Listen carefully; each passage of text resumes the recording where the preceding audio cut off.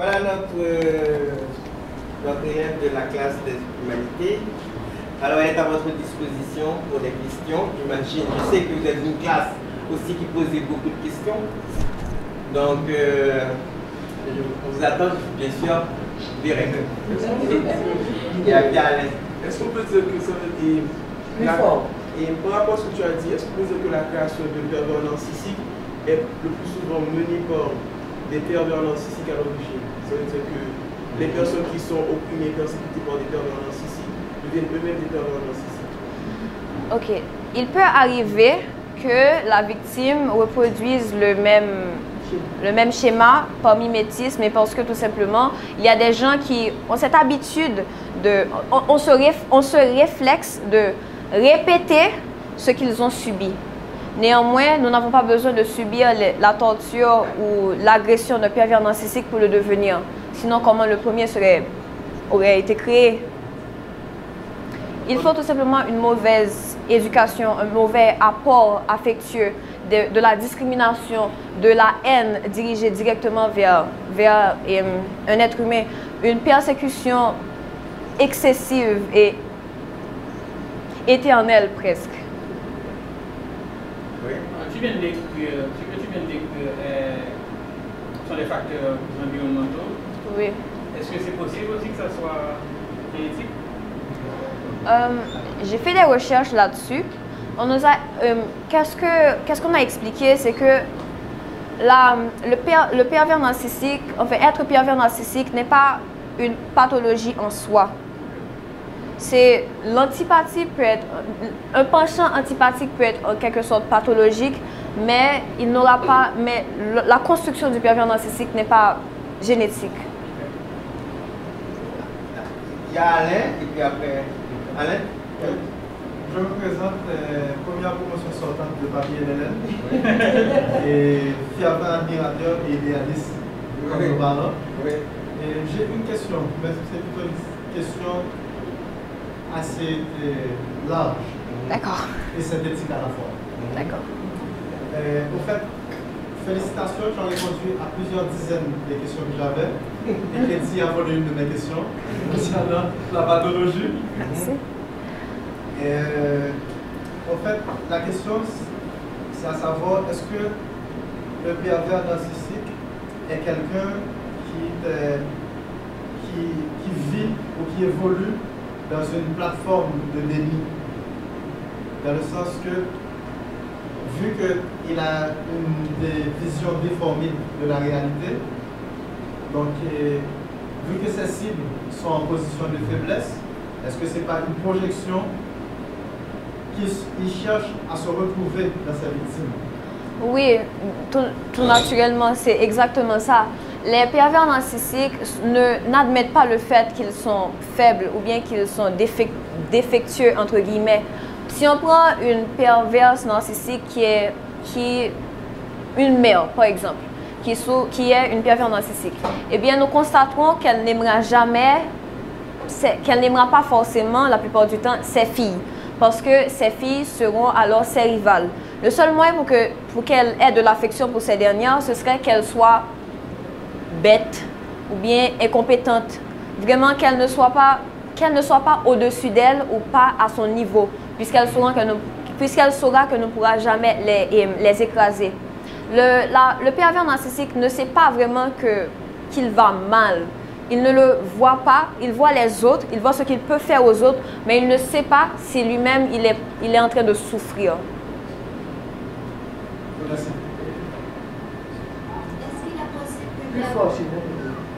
Est-ce qu'il est possible qu'on change un pervers narcissique? Non. En tout cas, il n'y a jamais eu d'article ou bien de recherche vraiment approfondie là-dessus, puisque d'après ce que j'ai constaté, c'est qu'on avait des idées assez arrêtées par rapport à cela, puisque le pervers narcissique est vraiment tellement dévoré, parce qu'il ne dévore pas seulement les autres, il se dévore lui-même et il ne cherche jamais à céder réellement, puisque c'est toujours illusoire cette position de supériorité qu'il essaie d'avoir. Donc c'est vraiment difficile d'essayer de l'aider et la plupart du temps les gens cherchent beaucoup plus à le fuir qu'à l'aider.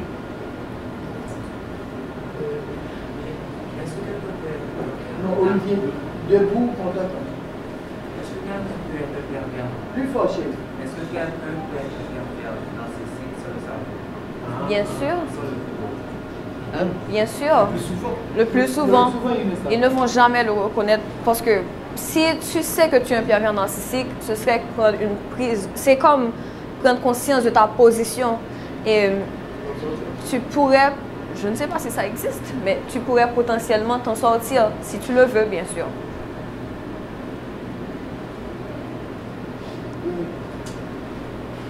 Est-ce que vous avez un narcissique et un masochiste?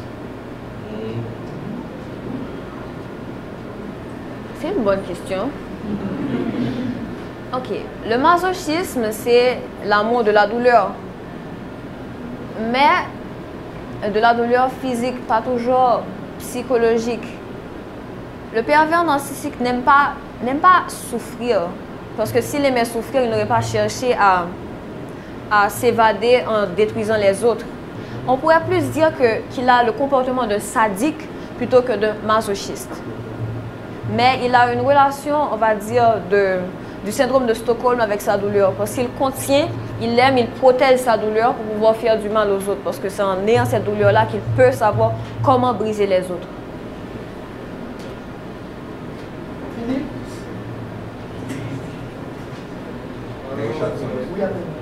Philippe? Oui, alors on avait répondu Plus fort, chérie, plus fort, chérie. On a répondu à plusieurs questions. Mais ce que j'aimerais savoir, c'est que au début de la présentation, tu as défini le moi, le surmoi et le ça.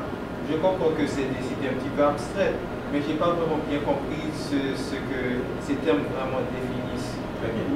Explique-moi. Le moi, le surmoi et le ça. Oui, je comprends que le ça et le surmoi, en les mettant ensemble, ça projette le moi, mais je n'ai pas vraiment compris la définition de ce que ça représente les ça et le Un peu de fil.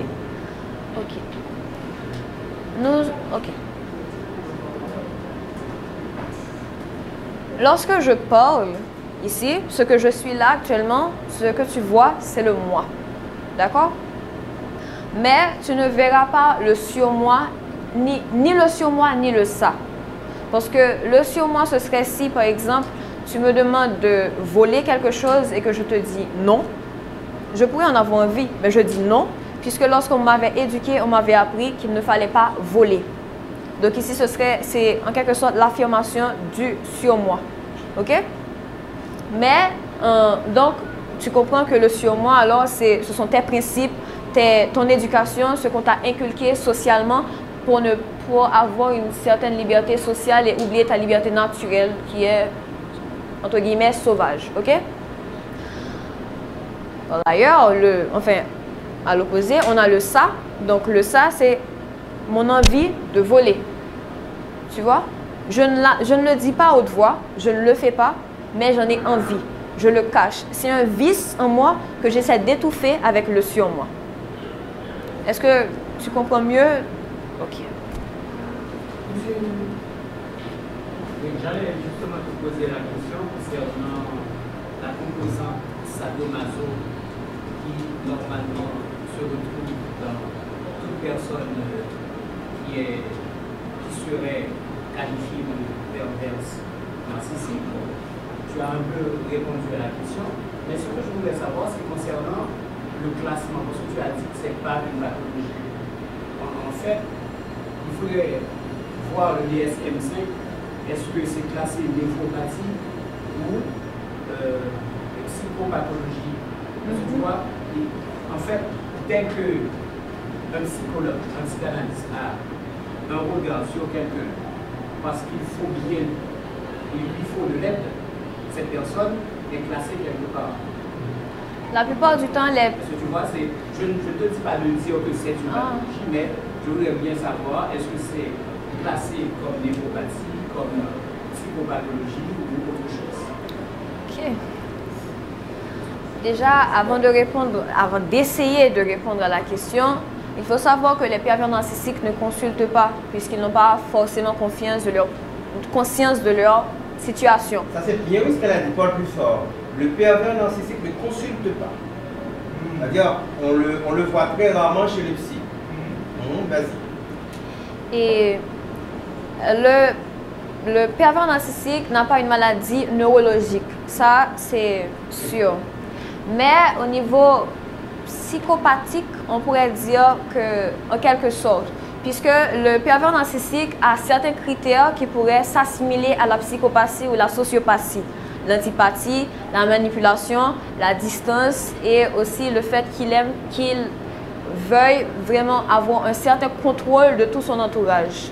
Je ne peux pas dire s'il est inscrit dans la liste des maladies psychopathiques, mais je peux dire qu'il a une certaine similitude avec les psychopathes et les sociopathes.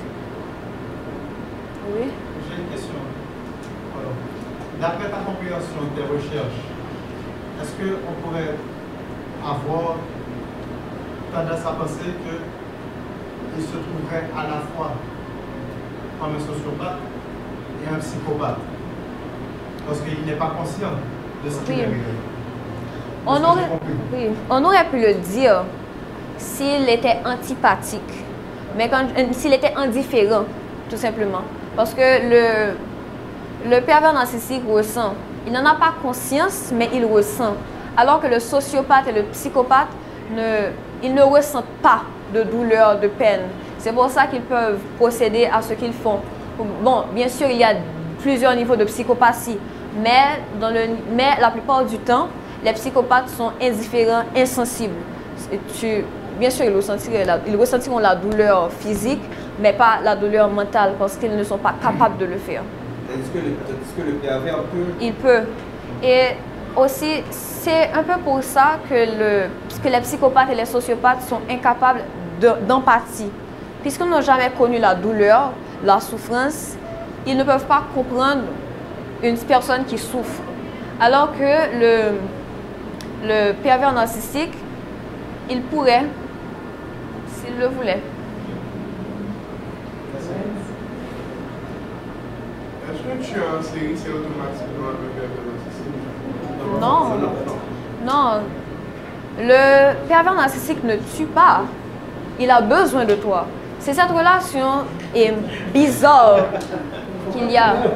Tu ne dois pas mourir. Je veux que tu restes là pour que je puisse t'écraser et pour que je puisse me sentir bien. Alors que tu n'as pas besoin du pervers narcissique. C'est pour ça qu'il devient fou dès l'instant où tu décides de partir. Parce que c'est comme si tu lui arrachais une part de lui-même. Tu lui arrachais son ego. Parce que c'est toi qui représente son ego, sa confiance en lui. Et tu as confondu pervers narcissique et psychopathe. Et si jamais tu parlais de la psychopathie, non, un psychopathe n'est pas forcément un tueur. Parce que tu peux voir qu'un chef d'entreprise, par exemple, est un psychopathe. Il n'a pas besoin de tuer, il n'a pas besoin de passer à l'acte pour l'être forcément. Tout ce qu'il faut, c'est qu'il soit indifférent, distant, antipathique, manipulateur. Souvent, les psychopathes je crois, premier niveau, ont tendance à être vraiment très intelligents et ils sont vraiment charismatiques, ils ont vraiment le contrôle de tout. Il y a Babas. Est-ce que c'est différent pour les deux sexes de dévoiler leur narcissisme? Parce qu'à partir de ce que tu nous as expliqué, l'homme fait redescendre sa victime de l'échelle de l'estime. Mais c'est pas pour la femme. C'est la même chose. C'est le même opératoire. La descente est presque la même chose. C'est la manière dont ils mettent la victime en confiance qui est différente. Puisque l'homme ne va pas... si un homme se donne tout entier à une femme, ça n'aura pas le même effet qu'une femme qui se donne tout entière à un homme. Puisque tout simplement, il y a l'ego masculin qui a tendance à augmenter quand une femme se livre entièrement. C'est vraiment... C'est comme ça que... C'est ainsi qu'il y a vraiment une différence. Sauf que pour faire redescendre quelqu'un, si par exemple je suis une perverse narcissique et que je me suis donné tout entière, soi-disant, à quelqu'un, enfin que je lui ai fait croire, tout simplement pour le faire redescendre, je vais tout simplement lui dire que tu n'es pas important, je ne t'aime pas, tu me fais du mal, arrête de me toucher, éloigne-toi. Mais après, bien sûr, pour que tu puisses rester un peu, je peux venir vers toi. La femme perverse narcissique peut donner un compliment une fois sur 10. Sauf que pour un compliment, on a 9 insultes. Mais c'est de cette manière-là qu'elle redescend. Une femme perverse narcissique peut, par exemple, profiter d'une souffrance qu'elle a eue pour jouer sur cette souffrance de manière indéfinie et manipuler son entourage tout le temps. Oui, bien sûr, parce que tout élément construit sur la vérité a beaucoup plus de poids. Si la perverse narcissique a subi par exemple un viol, elle pourra beaucoup plus décrire ce qui lui est arrivé et elle pourra beaucoup plus susciter l'émotion chez son auditoire. Je ne peux pas me prononcer sur si ce qu'elle a vécu l'affecte encore, je veux dire, de manière directe, de manière indirecte, bien sûr que cela l'affecte. Mais si elle peut utiliser un élément de sa vie pour pouvoir mieux manipuler la personne. Sauf que je pense en quelque sorte que c'est assez risqué qu'elle se livre parce que le pervers narcissique n'aime pas se livrer. Parce que s'il raconte un événement de sa vie, c'est comme s'il enlevait un bout du masque qui le cache.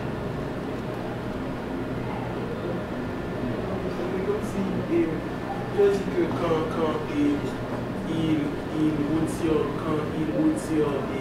il annonce à la personne un élément qui lui a fait mal de sa vie, pourquoi on ne peut pas dire que normalement il devrait utiliser cet élément encore plus parce que il pourrait s'appuyer dessus pour mieux l'utiliser, pour mieux exploiter la personne, leur victime.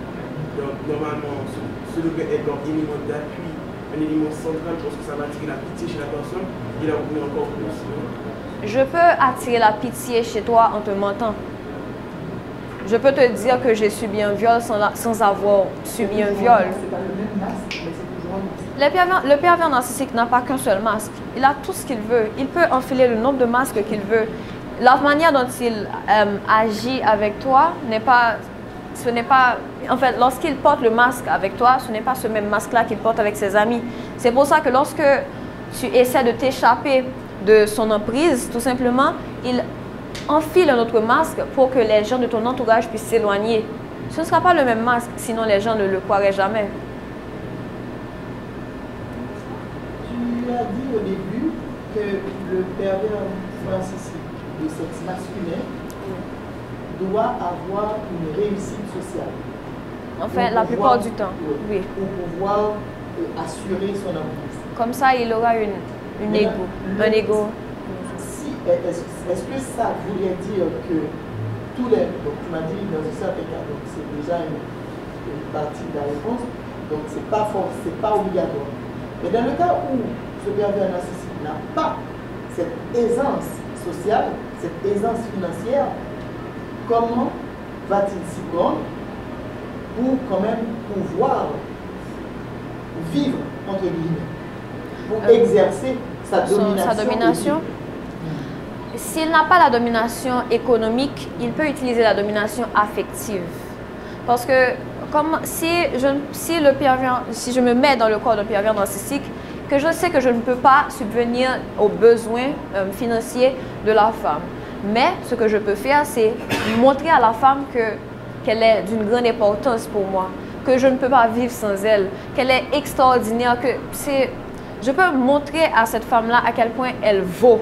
Je peux réunir tous les éléments possibles pour monter son ego à un point presque inimaginable, m'immiscer dans son intimité de manière à ce qu'elle ne puisse plus se détacher de moi, peu importe ma position financière. Et de toute manière, puisque je sais quel type de cible j'aime, je ne vais pas prendre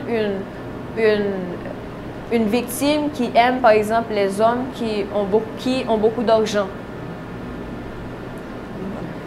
Est-ce qu'un pervers narcissique peut voler pour arriver à ses fins, pour avoir l'aisance financière, économique, pour pouvoir assurer sa domination? Bon, s'ils n'ont pas d'empathie et qu'ils ont un point de vue arrêté, un objectif arrêté, je suppose que tous les moyens sont bons pour qu'ils puissent atteindre leur objectif. puis ajouter aussi, ça n'exclut pas le fait que quelqu'un soit pervers narcissique n'exclut pas qu'il y ait d'autres pathologies également, par exemple la cryptomanie, mélangée avec tout ça. Exactement. Question? Oui. Pour finir, je voulais dire que j'ai vu plusieurs soutenances de thèses. J'ai assisté à plusieurs soutenances de thèses en psychologie. J'ai rarement vu, j'en parlais tout à l'heure à Alain, j'ai rarement vu une telle aisance dans le développement d'un sujet et en psychologie. Et je dis chapeau à Océane.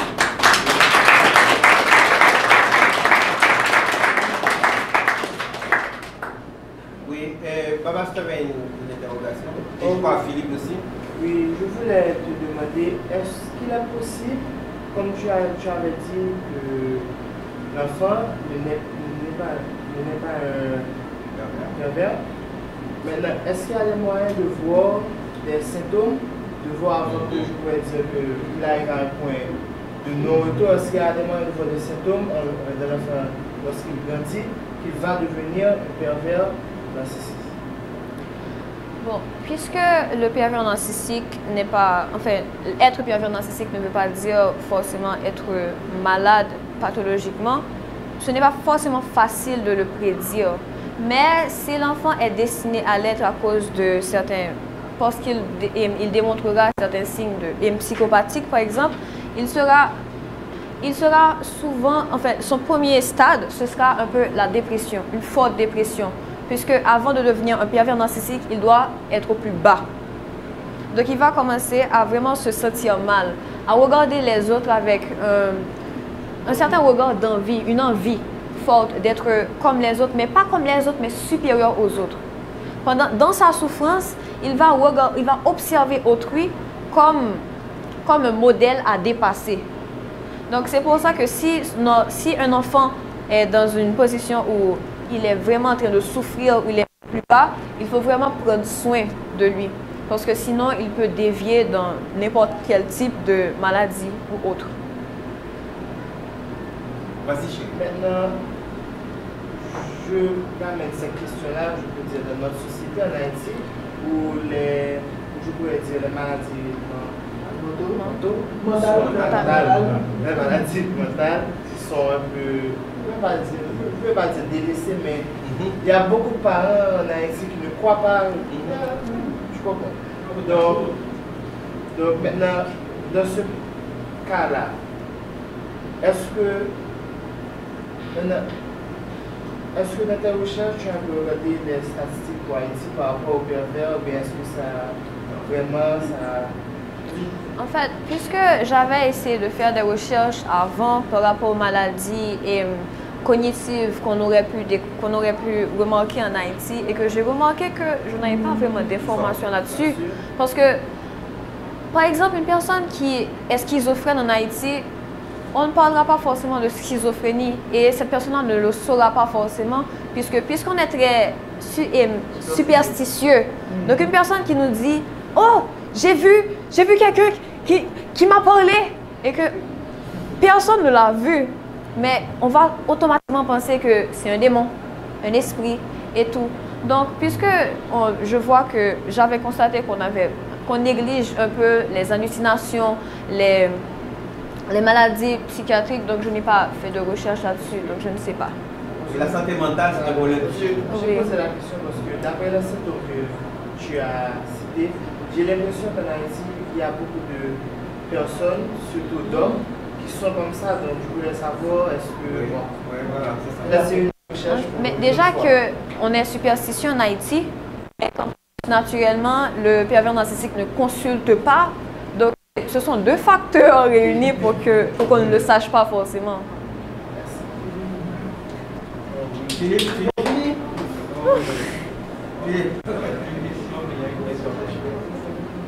J'avais deux questions, mais il y a une question qu'on a dit. Alors, c'est encore une parenthèse pour ce qu'on avait pour le SA sous moi. Alors, le SA, c'est la nature humaine. Alors, tu penses que sans le surmoi, alors là tu approches que si on n'avait pas le surmoi qui sont l'éducation, alors que l'humain lui-même, il pourrait pas s'entretenir sans le surmoi. Ah oui. Oui, exactement. Ben alors comment l'humain est venu et a développé le surmoi? En fait, là, tu me poses une question par rapport à la construction de la société. Comment est-ce qu'avant les gens ils faisaient? Eh bien, d'après ce que je sais, dès que tu vis dans un environnement, même si les règles ne sont pas régies directement, il y a des comportements qu'on ne va pas avoir. Parce que, tout simplement, notre liberté ne doit pas empiéter sur celle des autres. Et nous n'avons pas eu besoin de l'écrire dans les lois pour le savoir. Parce que lorsqu'on a les colons, lorsqu'ils étaient arrivés en Amérique, par exemple, et qu'ils retranscrivaient comment est-ce que les Indiens fonctionnaient entre eux, par exemple. On savait que lorsqu'ils commençaient à être en conflit, ils se séparaient. Lorsqu'ils avaient un problème, ils savaient comment le régler. En fait, c'est naturel. Parce que puisque nous devons vivre en société et que nous avons besoin l'un de l'autre pour survivre, alors nous avons des réflexes naturels qui font que nous ne faisons pas certaines choses pour ne pas porter atteinte à l'autre parce que cela ne sera pas de notre avantage. Tu vois? Je trouve ça intéressant. Ça me fait penser au fait qu'il y a... Si tu prends un individu qui ne grandit pas dans une société, il n'y a aucune norme, grandit dans une jungle, par exemple. Et autour des animaux, on peut penser à Tarzan si on veut, mais c'est pas là où on veut. Mais ce qui est important, c'est qu'il y a un impératif biologique qui te force à avoir des normes. Oui. Donc, même si tu ne grandis pas dans une société, entre guillemets, civilisée, même si tu grandis dans une jungle, il y a des principes qui se développent à cause de cet impératif biologique. Parce qu'on doit bouger en communauté, parce que sinon, ce prédateur va attaquer notre flotte. Ou bien on doit, je peux voler la nourriture à l'autre, mais je dois faire attention pour qu'il ne m'observe pas. Et parfois je vole cette nourriture à l'autre pour apporter aux enfants sains, etc.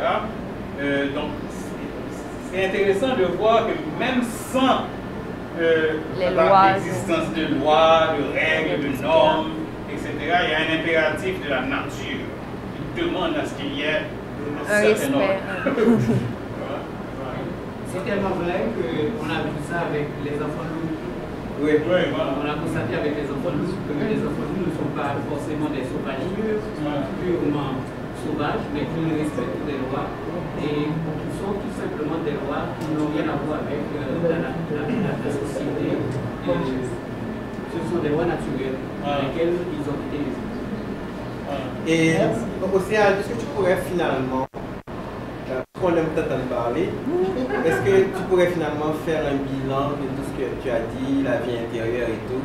Peut-être la partie ça intéresse les enfants, mais il y a une première partie quand il y a les problèmes de choses, tu peux reprendre pour nous très rapidement, synthétiquement. Oui, d'accord. Donc, pour synthétiser, la vie intérieure est tout simplement le bruissement de nos émotions, nos sensations, nos souvenirs, etc. Et nous n'avons pas la même vie intérieure, puisque nous n'avons pas le même vécu. Chaque individu a ce qui le constitue à ce qui le constitue spécifiquement. Je ne ressentirai jamais la douleur que ressent l'Hélène, même si on nous amputait toutes les deux le bras. Parce que le rapport que j'ai avec mon bras, puisque je dessine et que le dessin c'est ma vie, ne sera pas forcément le même rapport qu'elle a avec son bras à elle. Donc si on m'ampute le bras, je mourrai clairement. Alors que le cas n'est pas forcément répétitif pour l'Hélène. Et même si l'Hélène dessinait aussi, ou bien qu'elle avait un rapport intime, vraiment profond avec sa main, eh bien, l'effet ne serait pas le même, tout simplement parce que nous sommes deux individus totalement différents. Les auteurs ont tenté de retranscrire la vie intérieure en nous montrant tout simplement comment est-ce qu'ils sont, comment est-ce qu'ils fonctionnent, qu'est-ce qu'ils ressentent. Sauf que même là, nous avons remarqué qu'il y avait des différences, tout comme certaines similitudes entre eux. On a Baudelaire qui nous dépeint l'idéal et le spleen en nous montrant la guerre qu'il y a entre le bonheur et le malheur. Nous avons Victor Hugo qui passe de mélancolie à tristesse, mais parfois de joie, puisque si nous lisons les Contemplations, nous remarquons qu'il parle aussi de sa jeunesse et de son bonheur. Et nous avons avec Lamartine, par exemple, une peinture tout simplement de la mélancolie, de la plénitude, de la maturité, etc. Merci.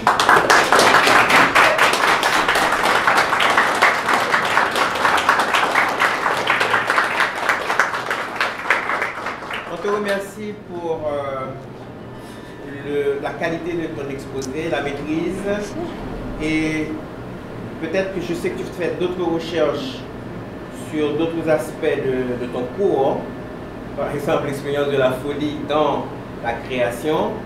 Il y a plusieurs autres thèmes sur lesquels tu travailles. Donc j'aurais peut-être demandé à la direction la possibilité qu'on puisse ponctuellement, que tu puisses intervenir, ou bien Isabelle, sur les sujets en rapport avec les humanités, puisque eux-mêmes ils sont en humanité, puisqu'en seconde, à partir de la troisième, c'est les humanités. Oui, donc on pourrait les avoir ponctuellement, si vous êtes d'accord. Oui. Ponctuellement, on peut avoir des conférences avec Isa ou Océane sur les questions liées aux humanités et qui nous portent à réfléchir tout simplement sur la vie, n'est-ce pas? Merci tout le monde.